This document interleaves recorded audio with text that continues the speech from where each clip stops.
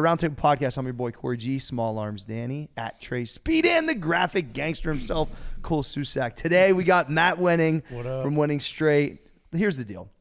Matt's backed it up on the platform for like 20 plus years. He got all the letters beside his name. He's killing it on content. He's in the outlaw community of Conjugate, as we all are on this podcast. And so what I'm hoping by today is, one, you're going to get a lot smarter by listening to Matt, and we are too. Two, he's going to explain, hopefully, when I ask him certain questions, why some of the shit we do works that I can't explain. And also hear some great stories, but I think we might have to start with the one we just heard that was not being recorded. First four-figure squat. Oh, my gosh. Yeah, and then we'll talk about some background. Matt, you said the first time you were getting ready to squat 1,003, you had been around Westside for about a year. Tell everybody what happened, the person before you. So I had just moved. I just graduated with my master's degree in 2005. Yeah. So I had been traveling back and forth to Westside 3 hours away when I could, which was about twice a month. Yeah. So I would squat with the PM crew with Chuck and them on Friday night, go stay at Louie's house, which was always a fucking treat. I'm sure. And then get up in the morning and bench with George and drive home. Okay. I did that for 4 or 5 years while I was going to college. So the first real meet that I do under the Westside Barbell full-time lifter type deal, APF Senior Nationals in Vegas, like 06. And I go there and it's my first time I'm going to squat 1,003. And not only do they do things in classes of weight, but they also do them in alphabet. Okay. So me and this other guy were both going to do 1,003, but his name was alphabetically before mine. So he goes under the bar, freaks out about 4 to 6 inches down. So he's still super high, dumps it over the top of his head. And it's a brand new squat bar that's razor sharp. And I just see this, like the blood just rip off of his scalp. The spotters just drop so fast that they can't get their hands from underneath the bar. One guy rides it to the ground and snips his fucking fingers off with 1,003. So he's standing like raw, like it's a fucking Freddy Krueger. Hey, we're worried about when guys are taking too long getting their knee wraps on. Yeah, no this shit. motherfucker's let his fingers laying on the floor. So the dude's fucking like, screaming. And so they're trying to get the weight off and get the fingers. And then the medics come and take this guy away. And they're stripping it down to a feasible load to put back up on the rack. And Louie the whole time's blocking me. Don't watch this fucking shit. While they're taking off my wraps. To reset because they're going to give me however much time I want. Sure. Instead of going, you got 1 minute. Because I just watched the guy about fucking die. And so I remember him and Hussey come up to me. Hussey was, as far as at that time, Hussey and Louie were the two top powerlifting coaches. Yeah. No question asked. And Hussey comes up to me and goes, you get this fucking shit. This is the baddest squat I've ever seen. It come from Rick Hussey. It's pretty amazing. You just watch somebody about fucking die and you're going to take the same weight. So I get under there and I remember just being so fucking like nervous. Yeah. So I just make sure I just slow everything down so that weight's stable. Because it felt like wherever we were at that time, I don't know if it was the ceiling height. We were in this massive ballroom that had like 30-foot ceilings. I think that was throwing guys off. Spatial awareness. The spatial awareness where the balance was getting fucked up. So I pick it up and just control it and just dunk it and hit it and stand up. And the crowd goes fucking crazy because they're thinking this is a shit show. And I get it. And I'm like, that was kind of solidified me as one of the badasses of that time. Hell yeah. At Westside Barbell, So that was an interesting situation. But that was my first taste of a multi-ply meet under the Westside Barbell banner was watching somebody fucking die with the same weight I was getting ready to do. What a lot of people, obviously the mystique of Westside and just the craziness of guys like Chuck and yourself, and it's like people don't really understand an environment like that because it doesn't exist, right? Which is what we're trying to create in our morning crew. And it's like that competition, not that really everybody even likes each other. Everyone wants to be on that fucking board, take these world records. Like, it's so lost in today's gym, like, but it pushes you. And you did obviously extremely well on your own when you left Westside too, because that's when you hit a bunch of your numbers, Matt. Yeah. But it's like, talk about how important training partners, environment, competition, and that real, like, they call, I'm a dog, but that's like a fucking, like, for real, like, killer mentality that you are walking into every day. Sure. I mean, and to be honest with you, I mean, a lot of the reasons that I did so well when I left was because I took what I needed to take from there. Yeah, it makes sense. As far as what you're asking, which is that intensity level, we all trained together so hard that going to meets was a fucking vacation. That's how we feel. Mm-hmm. It feels fucking easy compared to what we do in the gym. And I think especially training with guys like Chuck and those dudes at the time, because when I was with Chuck at Westside, Chuck would already have broken 8 or 10 all-time squat world records in 3 different weight classes. So you bring your fucking Wheaties every time. Like there was no showing up. It's going to be a, and in some ways this was very wrong. It was you go in there. There's no fucking deload days. Every day is fucking grind city, and you couldn't have a real job. Yeah. You couldn't work like a real person because you're at home basically wondering if you should go to the hospital every Friday. This isn't like, and looking back now, what I learned from was what intensity it was going to need to be the world record holder. Yeah. But I also learned what not to do, which was build in the recuperation time. And that's something that Louie and Chuck never learned.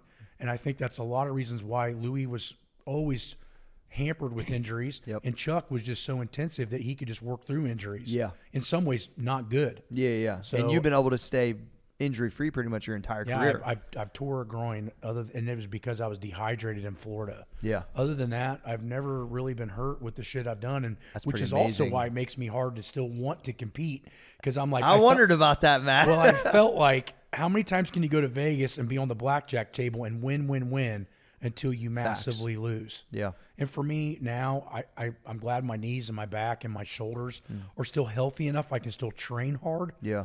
And that's what's important to me. I fucking love it. If I compete, I become so, and the old Westside days, I don't mean to, but I become so fucking focused that nothing matters. Yeah. And when you start running a business, that's horrible. Mm-hmm. That balance is tricky. It's not easy. It's impossible for me to do. Mm-hmm. So until I can get to the point where everything's more replicable, where I don't have to be on my toes mentally and physically all the time with the business, then maybe it's time to sit down and consider doing some of that. But as of right now, I get so fucking drawn in from my experiences from Louie and Westside of that focus.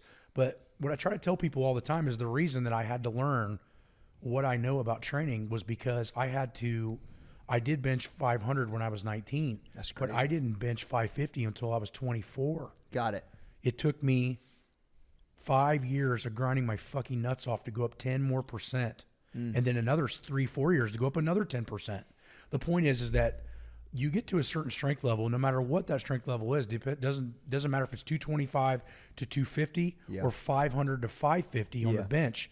Those jumps are oftentimes educational purposed. I believe that. Meaning you don't know what the fuck you need right now at this particular time, and therefore your body's going to fight every step of the way to get better, which means the intensity is not the trick. It's the focus of where you're putting your energy at what exercise at what time.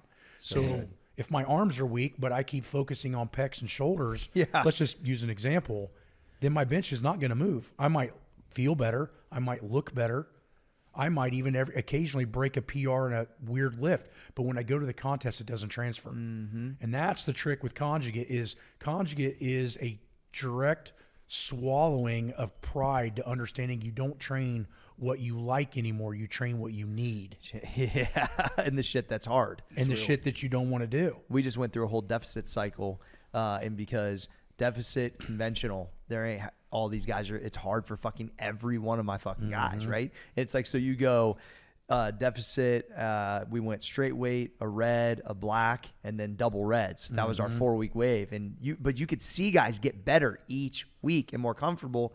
Next week we're gonna take a weight and see how we feel. And it's like, I went to a couple of the guys. I'm like, dude, I know you're good at sumo, but you need to go through this in a conventional manner. Give your hips a little break. Like, start to work on your back. Like, and that's the thing is, like, I know Louie would always talk about fucking doing good mornings. Guys didn't want to do them, but they made you fucking mean and strong. Hurts half the guys sometimes though too, and I can't really program them for like the gen pop either. Absolutely. But it's like one of those things where it's like, that if you make a fucking record there, that you're gonna feel. Well, and the good morning too is if you think about most people's weaknesses, it's gonna glare it. Big time. If your hamstrings are not equal to your quads, you're going to see it in a good morning because you're going to bend your knee at the bottom really far and turn it into a squat. If it's your glutes, you're going to have problems at 3/4 of the way up locking it out. And if it's your lower back's going to get fucking injured doing it. Yeah. So, of course, if most people's posterior is one section of that's their weakness, they don't want to touch good mornings. Yeah. It's going to showcase it big time. Right. So we utilize, but there's a point of no return, and this is at the world class level, I got up to where I could do 585 for a triple on good mornings, and it was cake. But after that, I'm not even shitting you. Never bothered me. Yeah. But here's the point, though, is that when I could do 500 for 3, it transferred over to my deadlift. When I moved it up another almost 100 pounds, Point of no return. it only gave me 15 or 20 more pounds on my PR.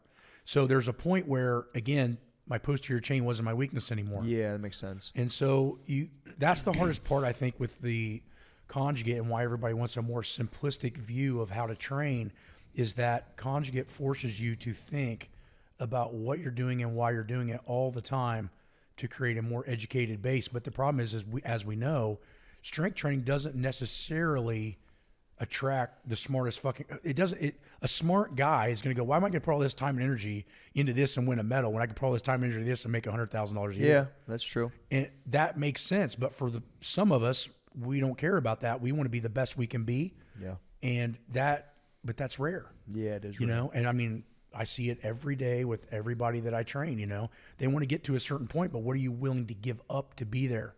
You know, I spent my entire 20s not giving two shits about how much money I had. It was all about breaking world records. Yeah. Period. Even into my 30s, which I could have made way more money. I could have done way different things, turned down huge jobs.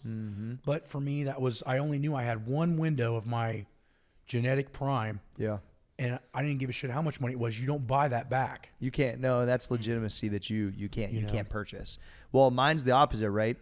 Because I bounced back and forth between bodybuilding and powerlifting so much too, and the fitness shit I used to do, I thought my game was going to be outlasting motherfuckers. That I would be able to get my records as masters, which is what I'm starting to be able to like kind of sniff a little bit. And so I think my run's going to be late because I honestly think genetically, when I was younger, I couldn't compete. I wasn't strong enough, especially because I didn't just focus on that. Sure. But it's like now I'm looking at like, and inspired by older athletes too, right? And I'm like, all right, I'm seeing these, dude, my one squat as a master, I'm 16th overall tested, not tested. Jason Coker's number 1. I'm on the same screen. Like to me, that's like, you know, in Bardinelli, who's a fucking Angelo Bardinelli, fucking Westside legend back in the day, right? So I start to see like, all right, G, you just got to stay in the game a little longer if that's the way. But so it's like, and those are super important to me. And I think that's the one thing that a lot of people never realize about me. These dudes do because they're with me all the time. But like, it's so important to me, just as important as you said. But it was like, that's why I was willing to get up at fucking 3 a.m. because I couldn't fit it in any other time. And I think some of the business took away or when I would bounce back and forth. But at the end of the day, powerlifting and the numbers, and I think that's why Louis took time with me, is because he knew once he actually got to know me how much I really cared about it. Sure. And that's why I'm still doing it, because I've squatted 700 the first time in 2010 and then just squat at 220, and then I just squatted 694 and a half at 181, you know, fucking this year, a couple months ago, a day after a bodybuilding show. Sure. And so it's like one of those things where what I liked about any of those guys, George, Mike Wolf, Tony, the list goes on, Joe Bayless, any of these guys have helped me. It's like, because I just wasn't going nowhere. They're like, all right, this isn't like a dude that just came over because he wanted to be able to say he stepped in the gym one day. Every time I'd go to meet, I'd call Mike, I'd call Tony, George, hey, I need some help with bench. I start coming on Sundays again. You know, I couldn't go there all the time, nor did I even act like I was a full-time member, but I was just around for like a decade off and on. And the first time when I hurt my shoulder real bad, he was top 3 guys on the list I went to see. I didn't go to I went to Serrano, but he's his own type of doctor. I saw Serrano, I went and saw Louis, and I went and saw Matt. You know what I mean? These guys are leading the charge on so many ways, and they're all right here. And so it's, I don't know, I just feel blessed to have the resources that are in Columbus. And when I moved here, I had no clue any of it was here. I didn't know the Arnold Classic was here. I didn't know Westside Barbell was here. I wish I did it on purpose. See, mine was backwards because I was already a good lifter in Indiana, but only reason I knew Louis was because of Powerlifting USA. There you go. And I was reading the articles, and they were starting to blow my mind because I'm looking at it going, he's talking about getting faster to get stronger. And that, in my mind, as a teenager, made no sense. But it intrigued me. And then I started seeing things on chains, things that I just didn't have access to at the time. And so I come over to the Arnold around 98. And I come over with a friend that worked with my mom. And we see George and Louis and Dave Tate and everybody walking out of the Arnold when they had the bench bash for cash in the main stage. And he pushes me over. He goes, dude, you got to go talk to him. You've maxed out what you're going to be able to do in Indiana. You need to be around guys that are stronger than you. And so I finally push over and ask him, you're talking, I was a bigger kid for that age, but you're talking guys in this group that's walking out, 6 or 8 of them, all of them are world record holders. All of them are the guys you see in the magazine pictures. It's like, it's intimidating. And so I go up and talk to Louis, and he's like, yeah, you seem pretty strong. Why don't you come by sometime, So the trip to Columbus, I was driving 3 hours one way to train with the guys. And once Louis saw I do that month in and month out, he started to realize not only was I strong, I was fucking serious, and he started to get the stars in his eyes because he knew I was in school for it. Yeah. So now it gives him validity, because now between 05 and 07, I'm writing most of the articles, whether it's my name or Louis' name on them, because I had the science background. And I could write very similar to what Louis wrote. And it was, it was an interesting time. It definitely opened up my mind, but that's the exact reason I moved here. Yeah. It just ended up being fire departments. And, I would say for the Midwest, Columbus is probably the best economy as far as a city is concerned in a 300-mile radius of here. Yeah, for sure. So if you're West Virginia, Western PA, Southern Michigan, Indiana, maybe Eastern Illinois, Kentucky, Columbus is the place to be as far as economy is concerned. And I would say 10 years ago, lifters. Yeah, for sure. I wouldn't say now that it has the same mystique that it had in 2003. Yeah. Just because, Louis' gym was still in its prime at that time. But, you still got Dave, you still got you still got me. Rogue. You got Rogue. You know what I mean? So it's like it just keeps stacking up of what's here in the Arnold Classic still, too. I know all the guys got some questions, whether it's stories, whether it's training questions. Cole, I know you had some questions. So, me, myself, and Treyway over there, we're big bench guys, right? And you've been able to bench 500, for a long time, right? Yeah. So 20 years. Yeah. And speed work is one of the more interesting things that we talk about, because I personally love speed work. I was watching your stuff. I was watching how you're doing and everything like that. Loading up the bar fast. Some guys don't want to do it. They don't believe in it. So should people be doing speed work on These bench? guys are all raw lifters here too. Absolutely. Yeah. I mean, I've been a raw lifter for almost 10 years. Well, that now. was the thing, is the old guys were raw lifters and they just threw gear on before the meet. Yeah, a lot of people that's miss what people that. don't realize Yeah. is like George, and I watched George Halbert bench 630 at 220 raw when he did 766 in a shirt. I watched him one Sunday, no shit, go 275 double purples, and it was faster than I think I could bench a plate. And I was in fucking shock, man. He was literally probably, other than Maddox, the most explosive guy off the chest I've ever seen.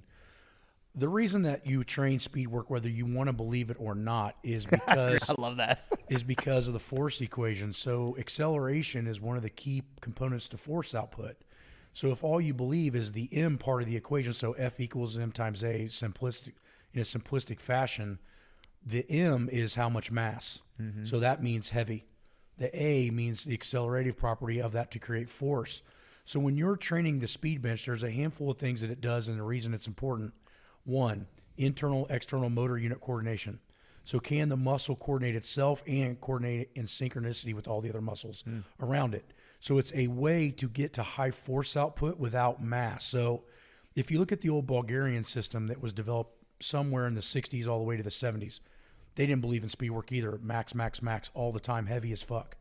But the problem is they'd start off with 2,000 lifters in one class, and they'd break it down until there was about 3 left for the Olympics.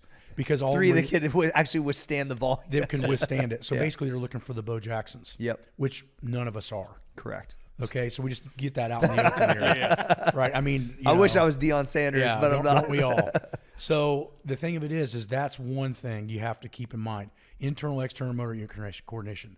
The second thing is the ability to innervate fibers at a faster rate. So if you were to look at the graph of when it would take to get to maximal motor unit recruitment, the average person is going to have to strain on something from anywhere from 4 to 6 seconds before maximal recruitment is attained. When you train speed work, you get to those motor units faster, which gives you a better chance in order to accomplish the weight. Because as Louis would tell you, and I would tell you, maximum weights, what happens is you eventually run out of time to be able to complete the fucking lift. So if you have to say 500 on the bench and you can move it with ferocity, you're beating it because you're beating it with less time. To get to those motor units, you have to get there faster. So the point is kind of like Can't lift big weights slow. It's hard to win a 100-meter dash if the first 50 meters you're just building up speed. There you go. Right? And then you're only fast at the very end. What you need to be able to do is, boom, get out of the gate and then sustain that pressure for 8-9 seconds. It's the same thing with a fucking squat. If you can get to maximal motor unit recruitment at a quick fashion, which is all neurological, it's not at the cell, it's at the neuron. Once that happens, then you can innervate fibers quicker, and now you're stronger because you can complete weights faster. That's why you do speed work. I'm fucking smarter so- right now. that's I am so- fucking smarter you know right what? now. And you know what? Whenever this is the fuck I'm talking about, Matt. Whenever I benched 350 at 81 down at the Edison meet, Yeah. I attribute to benching that because of speed work, because I knew I was fast off my chest, and if I got the lift, the 350 was fast. If I got it fast up to right here, I could easily lock it out. That's you why go. they bang all the Yeah. triceps. You'd already to created finish now. it. The third thing is you're creating compensatory acceleration, which was Dr. Fred Hatfield talked about for years.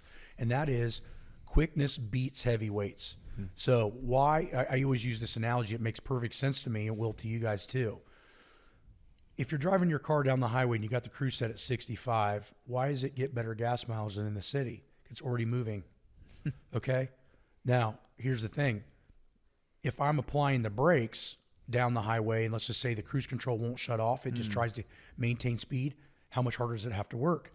This is why bands and chains are needed for speed work, because you create so much compensatory acceleration that you miss part of the strength curve because you've already beat the weight, and now it's just flying to the top, which we know heavyweights do not do. Yeah. So when you hook a band and a chain onto something, you're actually changing the force velocity curve and forcing the muscles to basically keep accelerating while the brakes are being applied. Got it. So the muscles work harder for the same amount of reps. Now here's where people screw up. When you do speed work, right when you're done, all of your accessory work needs to go down into tempos, i.e. 3-3, 5-5. You've already smashed that neurological conjunction with the fast fibers. Now you need to slow down and fix your grinding power with the accessory muscles that you think are going to be the weakest link, which is probably lats and triceps. When you say 3-3-5-5, you mean like tempos like 1, 2, 3? So like 1, 2, 3. Yeah, so if I was doing tricep push downs, instead of just getting them Slow. done, I would 1, 2, 3, 1, 2, 3. I got it. Because I've already done this contraction Yep. at maximum. So the body's got enough information to get better doing that. Now you have to change the book. Yeah. Give the muscle a different book to read, and now you'll have higher progression. Makes So sense. the problem with speed work is you'll start to see, if you back away and don't watch anybody, that they start to do too much quickness with everything that day, and they're not focusing on building the grinding power, which is the max effort day for sure. Yeah. But you have to isolate it in those muscle groups in that workout. So if you watch me do triceps on speed day, I will do them very slow, because what I'll know is when I max, it's going to be like, boom, here, Yeah, right? of course. Yep. Well, if you're only good at pow, then what ends up happening is When it you ain't got doesn't- pow. it doesn't seem transferable, but it is on a secondary on the backside. So I've never heard anybody explain it that way. does it make great. sense? Yeah. Fuck yeah. It makes I a ton also of sense. I also think that it helps with like technique. Like whenever Well, I was you're doing speed work, practicing, yeah. every time I would set up, I would practice my setup, practice the arch, get set up. That helped me out a ton. Talk to me about stretch reflex then too, because Yeah. that's the one thing that a lot of people like Ramos and George would talk to me about. And I watched, I think even like a couple years ago, George still was benching like 500. It would just be like a fucking spring, dude. The way he would load it, and it would be like he'd start it. Well, back to your question before that leads into that really well. In my opinion, on a basic standard, there's 3 ways you can make something more difficult, i.e., give you more benefit. You can make it heavier, you can make it faster, or you can make it awkward. Yeah. So if I do chaotic training, it teaches me to stay tight, but my form has to be perfect, because if I fuck up, eat it. say I'm doing hanging kettlebells, right, I'm going to eat the fucking floor. Yeah. On the other side of it, if I do something insanely fast, to do that, the motor pattern has to be perfect, because it's so quick, it's almost instinctive. So the speed work teaches you to have instinctive perfection of motor pattern. That's the 4th thing that speed work does, right? So back to your question on stretch reflex. Muscle action, we all think, I mean, most people, and I even did before I was highly educated, that Muscle action is the spindles grabbing each other and pulling, actus and myosin. Cross bridge, which is basically fingers grabbing and pulling at microscopic levels. I didn't know that, but I know it. Good. To cause contraction. So basically you have the sliding filament theory. So that basically means this part grabs this and pulls chemically, either concentrically or eccentrically to make you move. Stretch reflex is actually 30 to 40% of your actual strength, which does not really entail actus and myosin cross bridging. Okay. So what I'm trying to get at is that the tendon itself stores energy like a coil. Got it. Like a big car. That's what it feels when you hit it right, too. Like a car spring. That is neurological control of soft tissue, not muscle. But it works with muscle. So why are these NBA basketball players have these amazing verticals and their fucking calves are little as hell. Are smaller than my wrist? Yeah. It's all tendon. Got it. So the tendon actually stores kinetic energy and can retrieve it or not retrieve it based on two factors, trainability and genetics. Okay. So some people will just naturally have it. Other people have to work for it, and sometimes they're never going to be any good at it. I mean, how many guys you've seen that are strong, but they can't dunk? Yeah. Or vice versa. Yeah. They can dunk, but they're weak as dog shit. Or I would just see, like, I think once I felt it load up once, I was like, oh, wait, that's different. Like, I remember just practicing, maybe this is good or bad, literally just loading the bar as fast as possible and dropping it. Yeah. Partly because I had a part of that shoulder was already ripped and I didn't realize it. So when I loaded the bar slow, I feel like I couldn't load it the right way. So I kind of did it on accident. I remember when I used to do, I'd take 315 out and I just like this, and it would literally, as soon as they'd say press, return right back just as fucking fast. And I felt like I wasn't even using any muscle power. So what you're doing is if you're skilled, like you watch Maddox do it, he takes, 780 and just drops it. Yeah. Now, the reason he's doing that is for two reasons. One, he's storing an immense amount of kinetic energy, actually more than what the bar weighs. So Which is fucking crazy. Think about this, right? Let's just say this phone weighs 5 pounds. Yeah. And I place it on my knee, right? No big deal. But if I take it 6 feet up and drop it, it probably breaks my knee. It's the same weight. It's velocity. So when you're training speed work, going down in a high velocity is going to help you learn to store kinetic energy if it's the proper percentage of weight. But here's the thing. No one does the proper percentage, I guarantee. Nobody does the proper percentage, number one. And number two, what's the goal? So for most people listening, they're going to be like, well, I want to build muscle. Well, what we're talking about right now will not build any type of bodybuilding or aesthetic type muscle. So how do you synchronize both things to help with all factors? Here's how you do it. Controlled eccentrics with pauses with fast concentric. Now you have the explosive power on the upward phase, but you have the time under tension on the downward phase.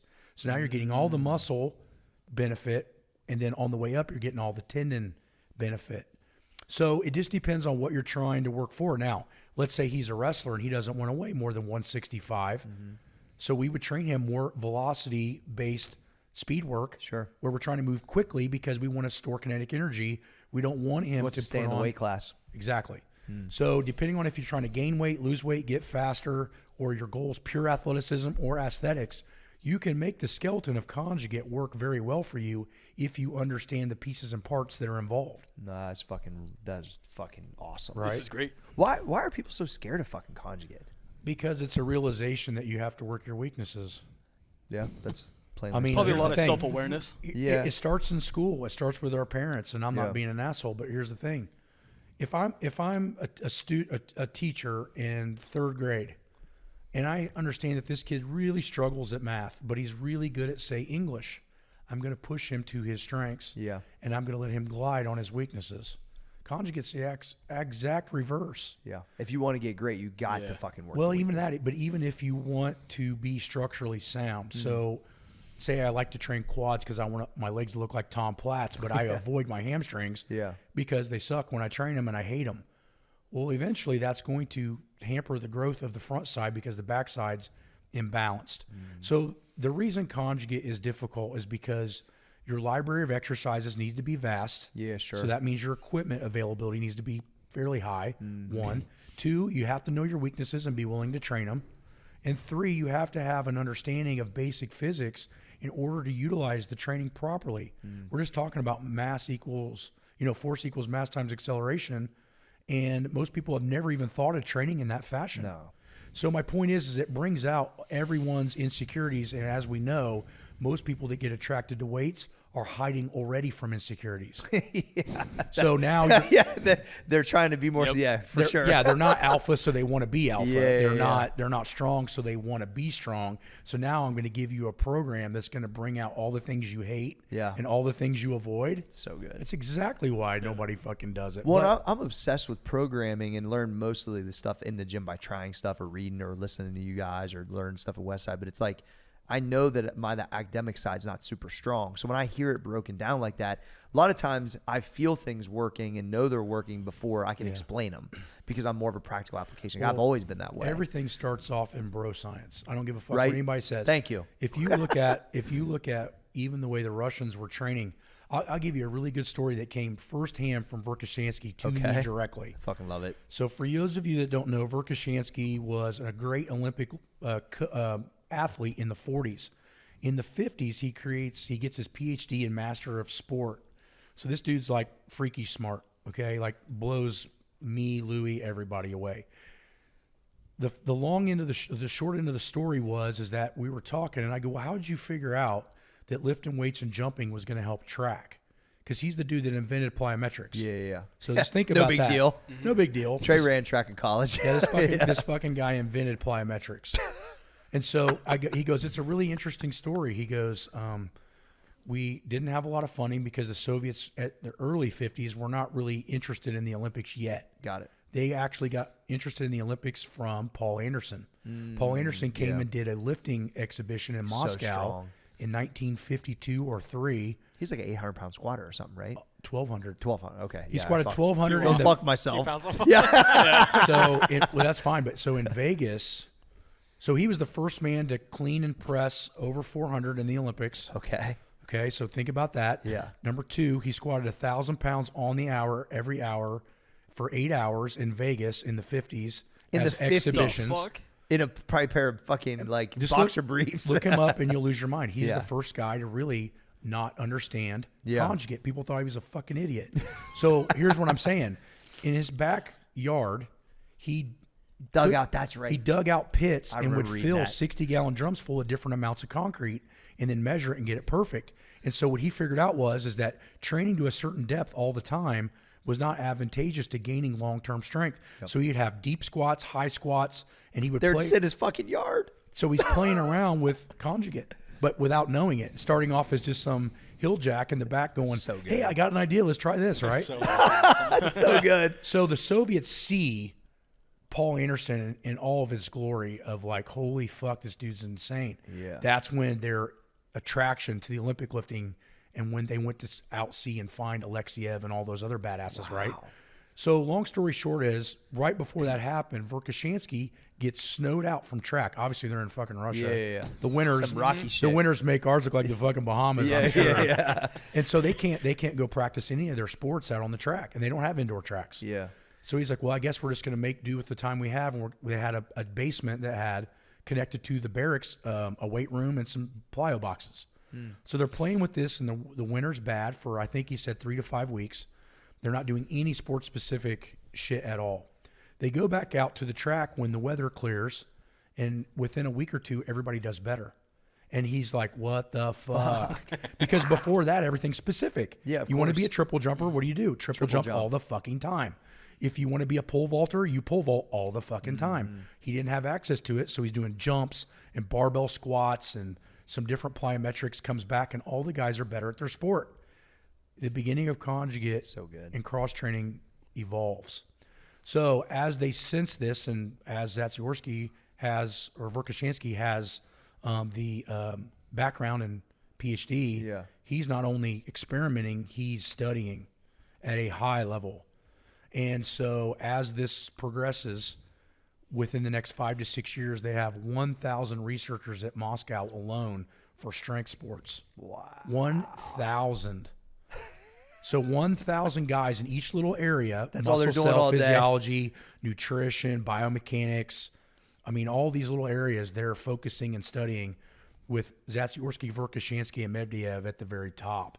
So Medvedev was kind of more of a Rocky IV was happening, basically. but reversed. Yeah. They didn't have anything. They had all this medical science stuff they were doing, but their training halls were like your gym and my gym. Yeah. They're pretty basic, and an average person walked in and go, you guys have world record holders here? Yeah. You know, kind of like when you first walk into Westside. Yeah. I think this place is a shithole. There's no way there's They're guys like all the that weights are on the ground. right? So that's how it started, and that's how Verkhoshansky first figured out that specifically training for a common goal is not necessarily the best way to do it. You need to figure out the roundabout way to really create the true performance base that you possibly could achieve.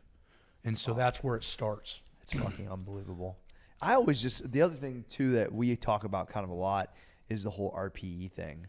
And I know that people are rating their exertion or whatever, but I think the reason why I like Conjugate is partly because of the way my brain works too, is that I know it's this variation and I'm going to give you 100% of what I got today. Sure. And yes, I'm going to try to beat it by a chip, and I probably have an old PR, and maybe I have more of a newer one because I'm coming off injury, whatever. There's all those things at play, right?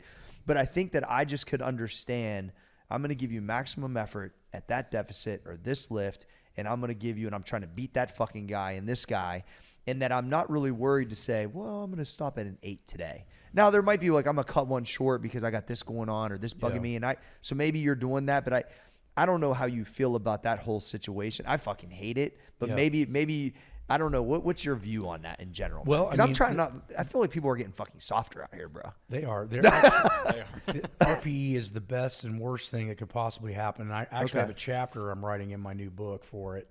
I believe that as a beginner and intermediate lifter, that you probably need to base your things on percentages, and the reason being is you don't truly know what your strength is anyway. Yeah.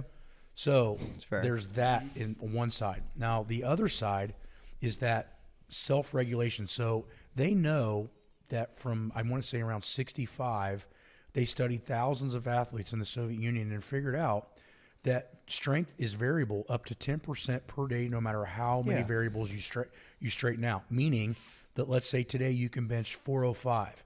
Well, tomorrow you might only bench 370, and the day after that you might bench 415. Just what it is. It's not absolute. These percentages are never absolute because you're never perfect. And the reason stressors, is because all kinds of shit. Well, and training creates deficit. Yeah. So if you want super compensation, before you get better, you got to dig a fucking hole.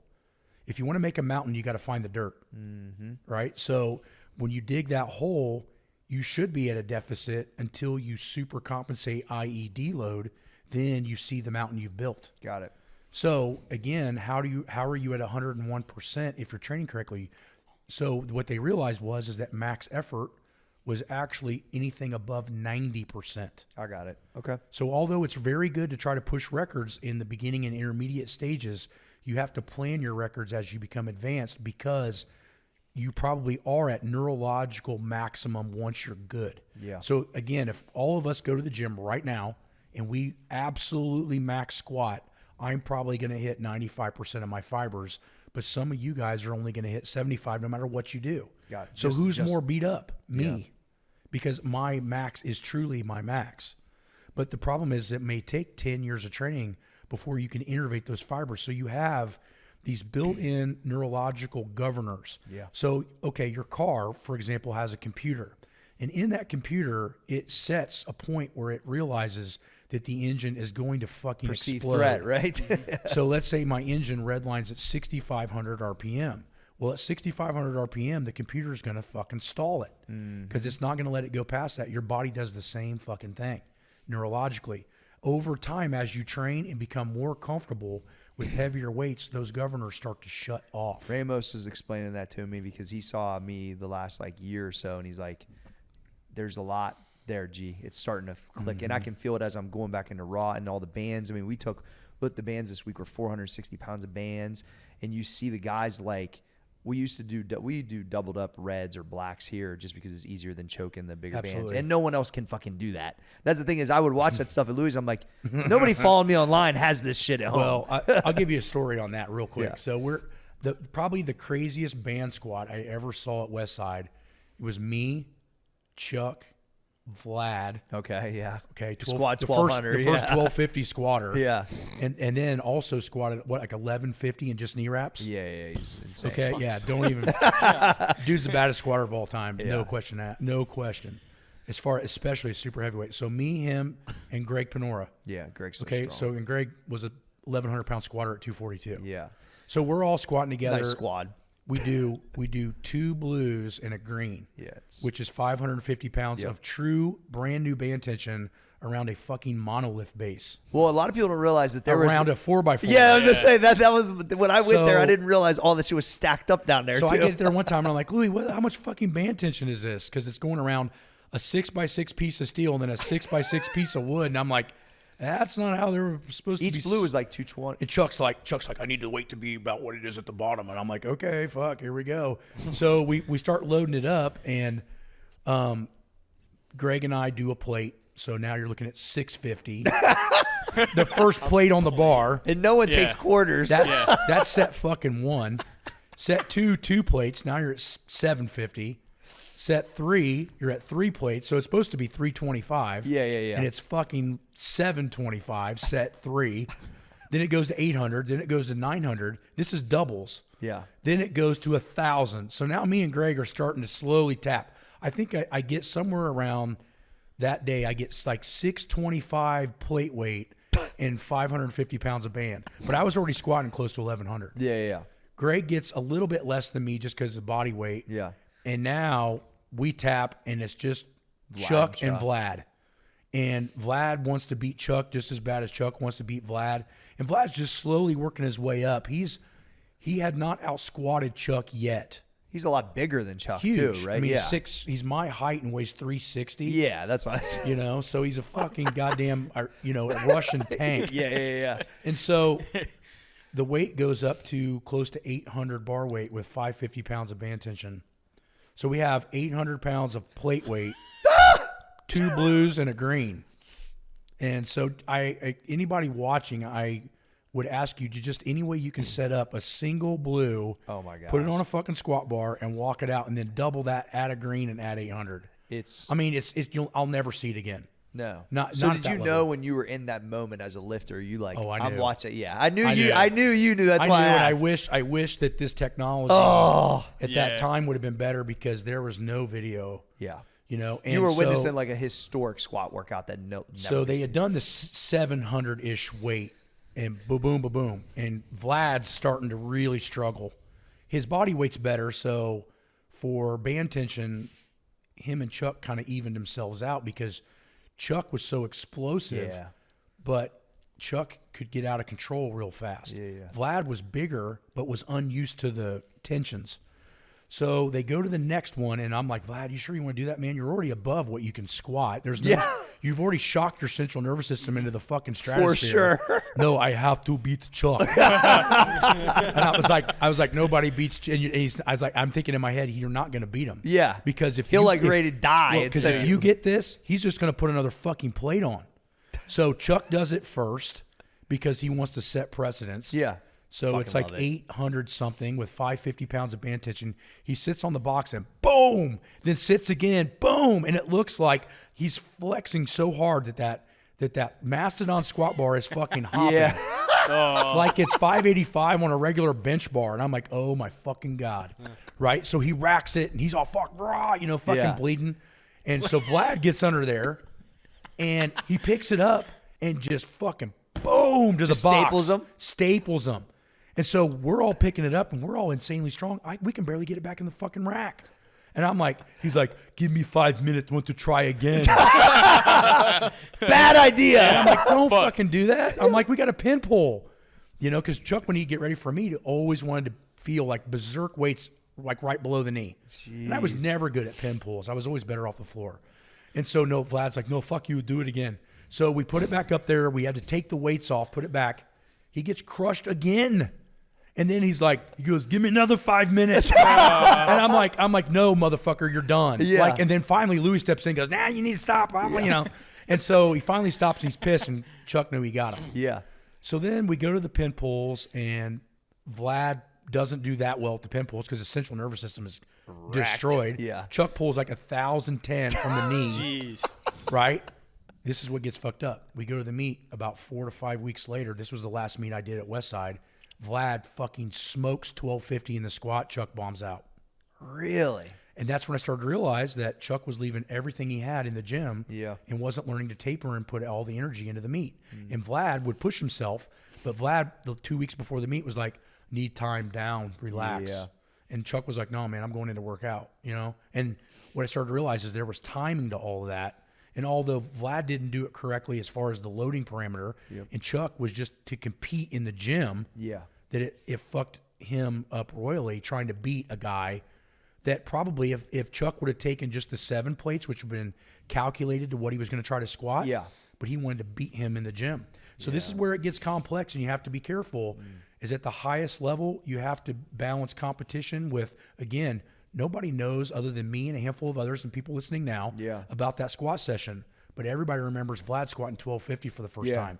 My point is where are you putting your energy and what is it transferring to? Sure. And that was really, I learned a lot from Chuck, but one thing I learned was how to back off to make sure the numbers got better. Yeah. And that, again, at Westside, sometimes you learn more of what not to do than what to do. Yeah, because there's that fine line. Like Ramos would tell me, he'd go, you know, if I didn't like have strippers sleeping in my car on Sundays and would have drank some protein shakes, like he goes, maybe I'd have done better. And I go, yeah, but I said I would argue that part of it was because you were so like stress relieved. That's why he went and, you know, total 2,000 at fucking 81 or whatever. Like there's part of the crazy that works in the favor and part of the crazy that maybe doesn't allow it to be as longevity wise. Absolutely. And, you know, I would say that Westside probably had the biggest conglomeration of people that if they had all the focus they needed in the gym, but their lifestyle wasn't conducive for them. No bullshit. Jerry Obradovich would have been one of the strongest guys to ever live from Westside Barbell or in the world period if he wouldn't have been a drug addict at the time. Exactly. He literally, and I'm not busting his ass because he's a great guy, he was on a 2-week crack binge. Then they find him in a crack house. Louis personally goes and gets him out of a crack house, fucked up, cleans him up for 3 days. He goes and wins the Arnold Bench Bash for cash. What the He's fuck? that gifted. Like that badass. Yeah. Like you're a crackhead. You just came out of rehab. And he probably just benched 700 pounds. And he just walked out. I think it was like 744. It was their first bench press over like 725 ever at Westside Barbell off of a crack bench. I mean, it's like you can't even make that up if you tried. No. And that was just the first time I was slowly coming there. So I saw it all. And I was like, oh my God. What world are we living in? But I'll tell you when I knew where I was at and what was really going to go down and what it was going to take to get my goals was I want to say it was the 3rd or 4th time I went to train with Louis, and Louis like, yeah, I'll be in the gym with you guys, but, you know, I just got done getting my knee scoped, so I don't know what I'm going to do. Literally got this knee scoped the day before we trained. Okay? Of course. So imagine you get fucking knee surgery, and then Corey's like the next day, Let's box squat. Come in, box squat with us. You'd be like, fuck you. Not Louis. Yeah. Louis walks in, he's got bandages all over his knee. And he's like, hey, I don't know how good I feel, but I think I'll squat with you guys today. And I'm like, what? This dude just had a fucking knee surgery. He gets under there, and within the 3rd set or so, blood is just pouring down his calf. Of course. He's breaking the sutures. Yeah, of course. Or whatever the fuck they did. And it's just bleeding down his calf, and I can't stop but sit there and look and go, where the fuck am I? Yeah. This is like, I get about being hardcore. Yeah. This seems There's a little levels. extreme. Yeah. And that's when I realized how fucking psychotic he really was, and a handful of the guys were there. So when I started, when I got to go pull with him one time, and it was like probably 2010. It was like when he was getting ready for his last meet, where he went like 805, 4.5, like 675. He like totaled something ridiculous at like 63. And we went up. Me and this other guy named Jason went up for a deadlift session, and Louis got them old purple briefs on. He's pulling. He's bleeding all over those the fucking. For a little bit of a discussion, those purple briefs smelled like Conan's riding blanket. Yeah, I'm sure, bro. Well, I'm getting to that story now. Yeah. So he's pulling, he's bleeding all over the fucking bar. Everyone, and I'm walking up to this bar, and I'm looking around like thinking, all right, I know I have to deadlift this, but there's a lot of blood on this fucking bar. And that kind of happens here now, but I didn't know any of these motherfuckers either. Oh, yeah. So anyway, then he gets done pulling or whatever. He's bleeding out his nose, bleeding out. He's like, help me get these briefs off. Yeah. And me and Jason, we're pushing on, and Louis starts bleeding on Jason's arm. And Jason's looking at me, and we're basically like half-ass interns, like not even supposed to be there. He looking at me like, what the fuck is going on? Yeah. Well, I tell you, I remember the first time seeing that shit because he was just bleeding down his knee on squats. But I remember we would deadlift and he would scrape his shins or bleed on the bar from his nose. And then you'd go next. And then I'm thinking, I'd really like to get AIDS the cool way. Yeah. I swear to you, that's what I thought too. I don't know if this is the way I want to go down. That's our quote. Yeah. And then I'm like, I know the doctors aren't going to believe it. Oh, They're like, God. you got AIDS from a deadlift bar. Right. All right, let me check your butthole. I remember thinking I'm about to catch something crazy up here. Yeah. Jeez. Yeah, it was fun. All right, Danny, your turn for a fuck question. I Yeah. don't know how I How do you follow that up? That you shit segue up. I just God, going back to longevity is what I keep thinking about when you said you've basically been injury free, excluding your groin. So and you said you've learned what not to do by your experiences at Westside. How is that kind of transferred over to with your athletes? What are some of the things that you are staples in your training program? Yeah, that's a good question. And it's really kind of ties into what we were just saying. One, there's no need to go over, unless you're a lifter, there's no need to go over 90%. Yeah. 90% is the breaking point where the body gets enough information to get better, but not so much information it overtrains. Yeah. That is step one. And what I learned is in max effort training, I do not fail. One, I don't want to teach my body to ever fail. And two, I can adjust it. Yeah. Because within reason, I can probably hit 90% any day. Yep. But that extra 10 to get to 100 is going to require super compensation. So if I push to 100% all the time, basically you're at maximum tension that all the tissue can handle Without going through super compensation. Right. I got you. Okay. Right, Yeah, without going through deloading Yep. to actually peak for a specific lift, Yep. which you don't want to do very often in the year. Yep. I would say at most 2 times. So that is one thing. The next thing is making sure that the accessory work and the mode of training exercise changes on a consistent basis so that the pressure gradients on each joint change weekly. So if I like to do, say, V-bar pushdowns, Yep. well, I'll use that one day. Then 72 hours later, it's a rope. 72 hours later, it's my hands are backwards. 72 hours later, it's overhead. My point is that almost, I would say 75% of the people that email me go, Matt, I really like your workouts and I like watching your Instagram shit, but those exercises you do, like say that tricep pushdown, they really affect my elbow. So I ask them, well, what other exercises you do? Well, I just do that one. Well, that's why your fucking elbows hurt, you dumbass. They're fucking weak. So if you do the exact same thing the exact same way all the time, you're creating specific mileage in that exact point. Yeah. But you can train that muscle in different angles, pressures, and resistances. Yep. Bands, chains, free weights, cables. They all have different levels of pressure, different what I would consider cams. Where the pressure is on a cable is even throughout the entire motion. Weights, due to acceleration, change. They're lighter at the top than they are at the bottom. The point is that if you're changing those pressure gradients on the joints on a consistent basis, the body never really gets to overtrain at the joint. And that's why I truly believe my back, my knees, and my shoulders are still insanely healthy. Is because I move the movements around where they're specific enough to see transfer, but inspecific enough to reduce mileage. Fucking. Bang. That was a banger. Yeah. Seriously. Trayvon, what you got, Yeah, buddy? it's a banger. Yeah. I'm more curious on how speed I guess directly transfers over to lifting, because for example, like Corey said, I ran track in college, and so I feel because of explosiveness and everything, I've always been I've been just good at deadlifting or squatting and stuff like that, because I've been fast with the barbell itself and stuff like that. So And he read the Westside book in high school and did tons of hamstring work on his so own too. in high school You're already smarter than for 99%. track season He was doing a 200 band leg, I did that every day in high school, 200 band leg So you took it curls, literally stuff. what he said. Yeah. I remember the first time going, I don't know how much of this to believe, because when I was first coming over there to Louie's place, Louie would write all the time about reverse hypers. Yeah. Putting 2 and 2 together, he was selling them, which I get. Yeah. And he's like, Mike Ruggiero just squatted 1,050 and he uses reverse hypers all the time, blah, blah, blah. And I finally get there and I get to be kind of friends with the guys. And I go, hey, Ruggiero, what's your volume on the week, because I want to get bigger like you. What do I need to do to get that shit? And he goes, man, don't tell Louie, but I don't ever do reverse hypers. And I'm like, what? And he goes, yeah, whatever. He was writing about that, because I don't read them. I'm not doing those. I go, why? He goes, my stomach's too big. He goes, when I lay on the machine, I feel like I'm going to fucking puke. Yep. And he was literally the biggest midsection. I mean, it wasn't fat either. No. He was just so big. And that's when I started to realize, I'm like, I got to be careful with what I'm reading and actually utilizing it verbatim. He's exactly right that hamstrings are a weakness, but doing 200 of something every day, probably a little extreme, right? Yep. So I want to tell you a Ruggiero story. So go I ahead. had seen some of the old Westside videos, so I knew who he was. And I lived in Pataskala, close to the gym before. yeah, he lives out here this way somewhere. Yeah, so one day I lived in this little log cabin, and I look out the window, and I see this big motherfucker sitting across the street just sweating. Like just sitting on a bucket. him. Yeah. Just sitting on a bucket sweating. And I'm looking, I'm like, man, I know that guy. Looks, and he's like 360. Yeah. He's fucking huge.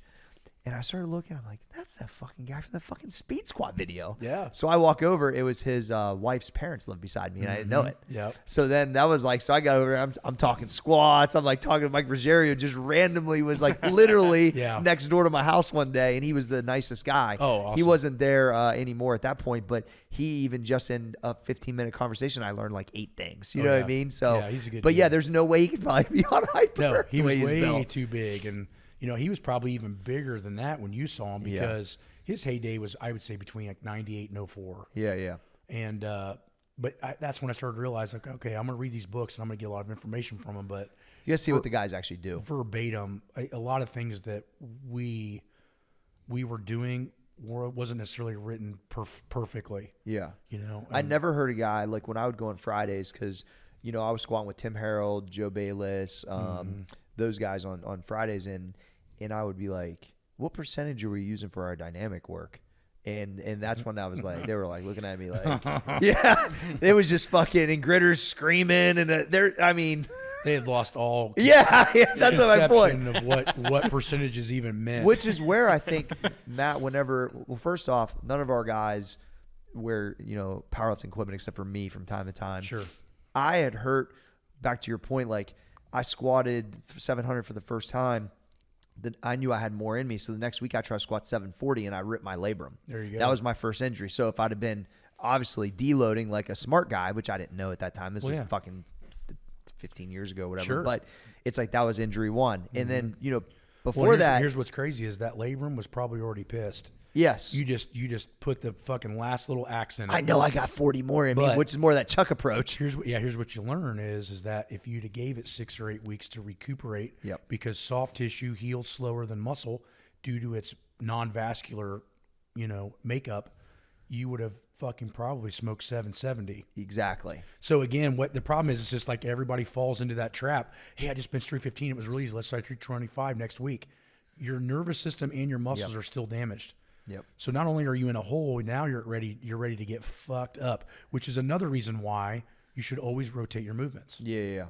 No, it was a great lesson, but you know, what came out of it was, you know, and every time, and I've only been hurt a couple times, but it's like I start to learn, like, all right, well, how am I going to keep his joint together now? And that's where the lunges came from.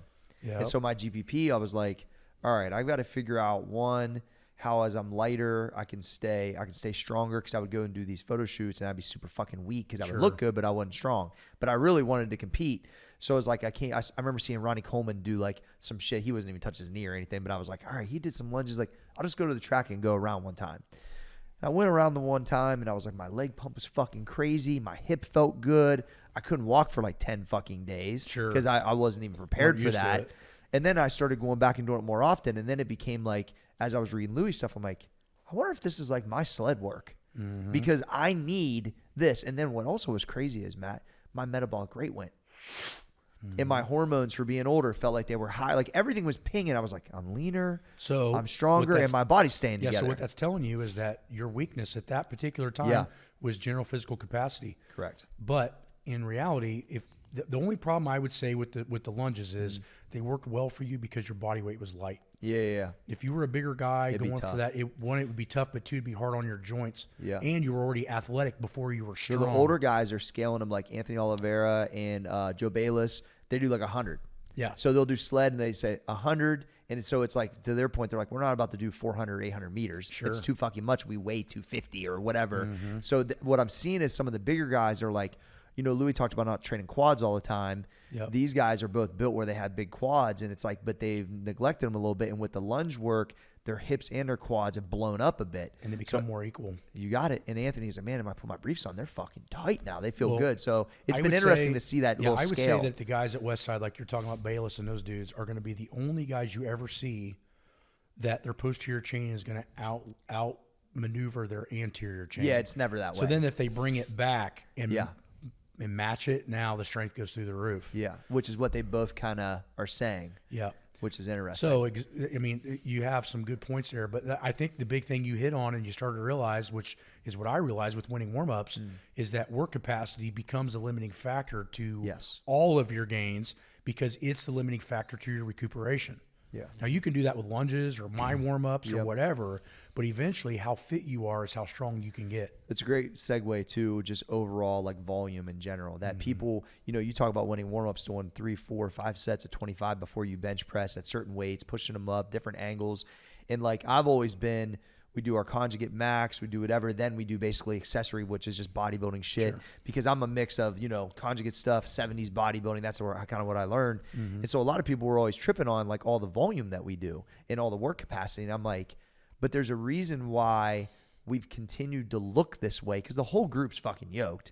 The numbers continue to go up. There isn't a lot of injuries in our group too. I've actually kind of taken the brunt of a lot of that shit because I learned a lot, just like Lou did. And it's like, I just don't know why. Is it because it's difficult? Because it's hard? Like, why is everybody so fucking scared of actually doing volume? And they think that you got to take all this stuff or use all these drugs to just recover from this, when I've never taken anything my whole life and I've done tons of fucking volume. And I know some of it's genetic, I get, but my work capacity has always been pretty high. Well, here's the thing is it's hard because what you have to realize is that most people, if you look at the old Bulgarian, Soviet, Eastern Bloc techs, they don't develop the work base before they build the strength. Okay. And so what ends up happening is now their whole mindset is in the strength range. Yeah. And now they have to play catch up. Again, conjugate mindset. Where's my weakness?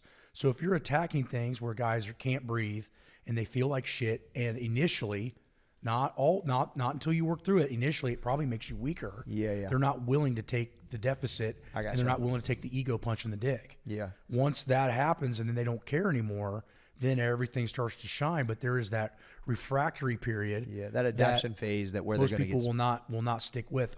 I seen probably at least 200 firemen I put through winning warmups. And at first they just bitch at me. This is too much. I'm too tired. Yeah. Now I can't do my main lifts, blah, blah, blah, blah, blah. I said, shut the fuck up and just do it. Yeah. They do it for 6 months, and then we retest, and their max goes up 15% without testing the actual lift. Yeah. And then they're sold. They understand. all the supporting shit's there. But the only reason I've learned to experiment with them is because they don't necessarily have as much of a choice. Yeah. When I'm there, they got to do what I tell them. Yeah. That's your job. But when you're writing an article Yeah. where you're giving somebody this information, they don't know how to digest They just it. think I'm fucking nuts. Yeah. Which partly true, but Yeah.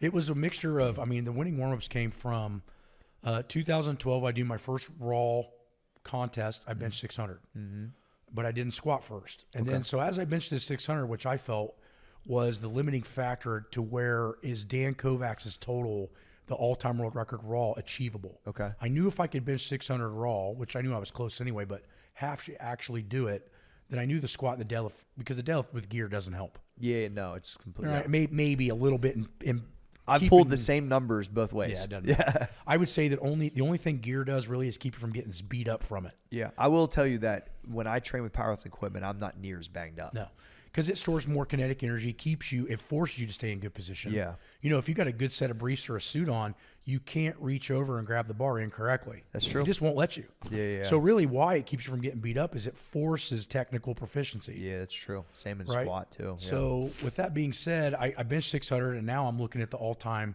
total record, which is 2202. Keep in mind, I'm the only guy to go from equipped to raw and break world records in both. Yeah, that's not common. Right? No, it's impossible. Oh, yeah. Nearly, because they're two different sports. It's are like two who's different won sports. Formula One and NASCAR. Yeah. They're still driving fucking cars, but they're not the same. No, I agree. That's why I've always explained when, like, basically like a Gen Pop person is like, I don't understand the suits. I'm like, this is like an extreme version of it. That's basically the best way to explain it. Like that, and somebody like, well, it's easy because you put a suit on. I'm like, all right, you unrack 700 pounds. You still got to hold it. You still got to fucking squat I it. said, people ask me all the time when I did the 1197.6 world record. I was like, what's in gear? I was like, we can put that on the bar and you can just get it up out of the rack anytime you want. Yeah. And let me tell you what, it ain't happening. Yeah. Because I picked that up and I felt my femurs bow. And I still blocked it out and squatted. I mean, literally. I remember Ed Cohen's there. Yeah. It's in Chicago. And I've got my suit on, and I'm a fucking bloated like 316. So good. Just weighed in at 308. And it took me forever to weigh that, and I even in a bad way. But that was just more bloated than I was fat. Yeah. I was just thick. And so Eddie's wrapping my knee, and I got to tell him to back the knee wrap off because he's got it so fucking tight that I can't feel my feet. And I'm like, That's a shitty feeling. for the 20 or 50 pounds that knee wrap's going to help, I'd rather feel my feet underneath me with 1,200. Yeah. Because balance is more important than having the spring. Yeah. With those kind of weights. Because you're talking, 4.5, 5 times body weight. I mean, whatever the fuck it is insane. And I remember crawling under the bar, and I'm trying not to look at it because, with 1,200, you got 150 kilo plates and then 45s, and it's like this much weight on each side of the bar, and on a mastodon, it's bent, and you're just like, holy fuck, right? Like it's a mind fuck at that point. Yeah. So I get underneath there and I pick it up, and as soon as I pick it up, I felt my femurs go. Like it wasn't a muscle feel. No. It was something I had never felt before. I picked it up and I could feel my femurs flex. And that's when I did that squat and racked it, and I don't remember doing the squat. The blood pressure was so high when I picked it up out of the rack, I cracked a bunch of blood vessels in my eyes just picking it up, and then I was bleeding out of both nostrils out of the rack just to lift it out of the rack. Pressure. And after that point, I realized I didn't have the ball sack to do that anymore. Yeah. Well, what else you got to prove after Nothing that? at that point other than just die. Yeah. So, so 2012, that was 11. So 2012, I benched 600 with George. Yeah.